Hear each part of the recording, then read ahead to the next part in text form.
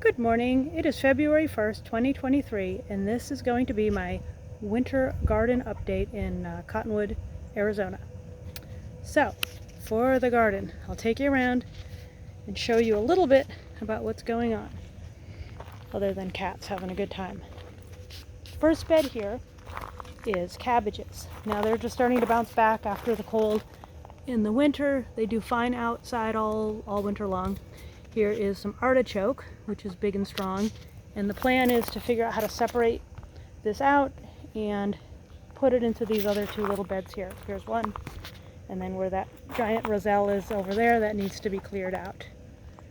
Yeah, a lot of clearing is going to be happening this month because things are kind of a mess, and in about a month everything's going to be starting to grow again because it'll probably be 70 degrees in March, which is what happens around here. We get a pretty early and warm spring. Okay, an empty bed. Here's the garlic. That's doing well. That should be harvested May, probably. Here's another bed of garlic. It did so well last year. We did two this year. This is the peppers I never pulled out. I've got a couple of my chicken coops over here that we use as grow-out pens.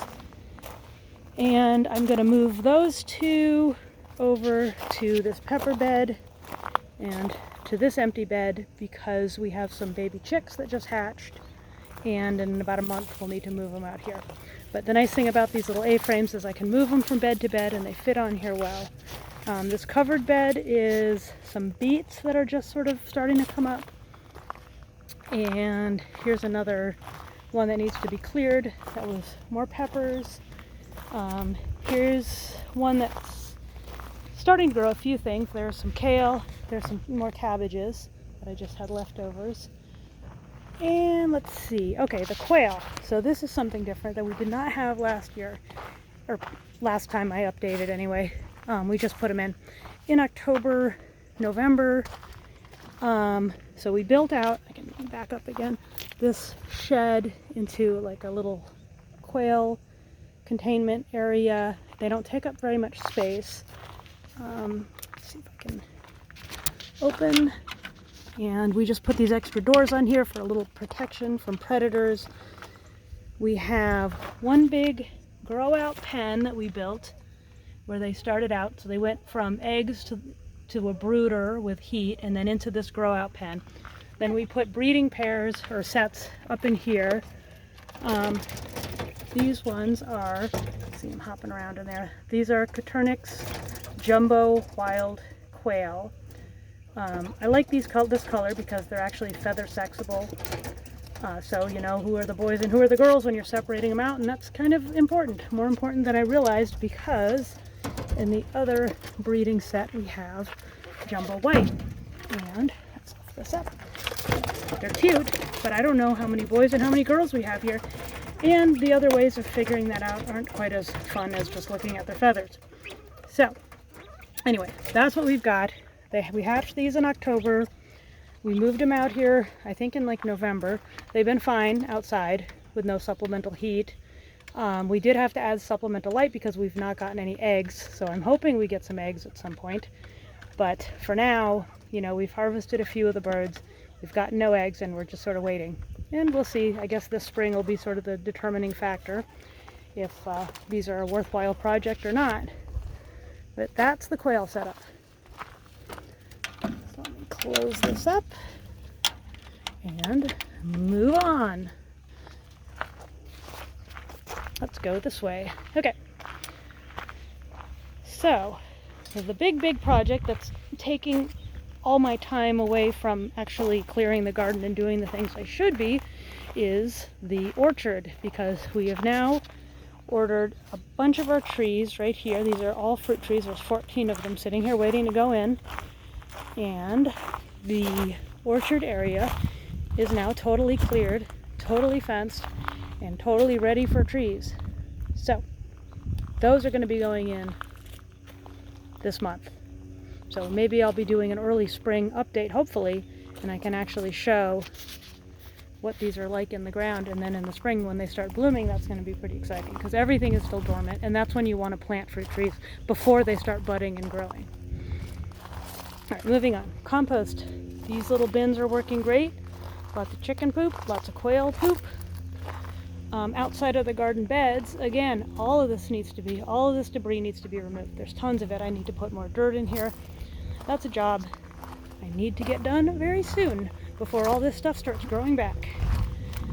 And over here we have carrots, still there, kind of not loving the cold, but the roots are doing fine.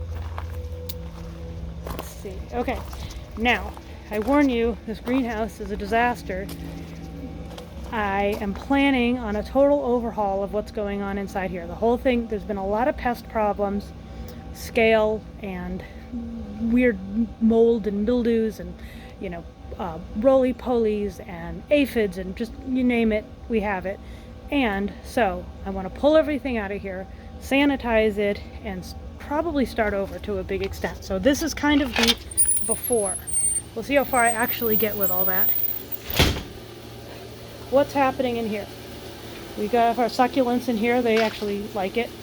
It's kind of the right environment for them. The herbs, they're doing okay. Here we had some irrigation problems. It was leaking like crazy. We're trying to figure it out. I turned off all the irrigation. We're going to have to figure that out. My citrus trees are totally dead. Did not work. I don't know what happened. This is the one remaining, and it is covered with these issues that, you know, I'll spray my organic sprays and wipe them off and clean them up, but it comes back. So there's, you know, a lot of things to figure out. We do have kale. Still have some basil. Some eggplant and peppers that are doing okay, but again, you start looking closely, you know, you see these problems. That's not okay. We don't want this stuff going on here. I need to work that out. So I'll be, you know, harvesting all of this stuff. You know, greens are still going great. Chard is fantastic. Lettuces are still doing well. So all is not lost, but it is not up to the standard of what I know the potential is for an indoor growing space. So I got to get more serious about this. That's my plan. I'm holding myself accountable right now and cleaning up the garden in general. But that's pretty much where we are right now. Lots of work to do in the next month. That, my friends, is the sound of a baby rooster with some things to say. Actually, he's not that much of a baby. He's almost 16 weeks old and he just started crowing. These are American breasts. They're an amazing dual-purpose breed. These are some extra roosters, and we will be harvesting them. They're scared of me. They probably know about that. But the rest of the birds are in the other side of the house where it's quieter and cooler because of the hot summer. That's the plan. That's the garden. And there's Magic following me everywhere I go. Hi, Magic. She's a good mouser. She does her job well. All right, well, I'll talk again in a couple months. Bye-bye.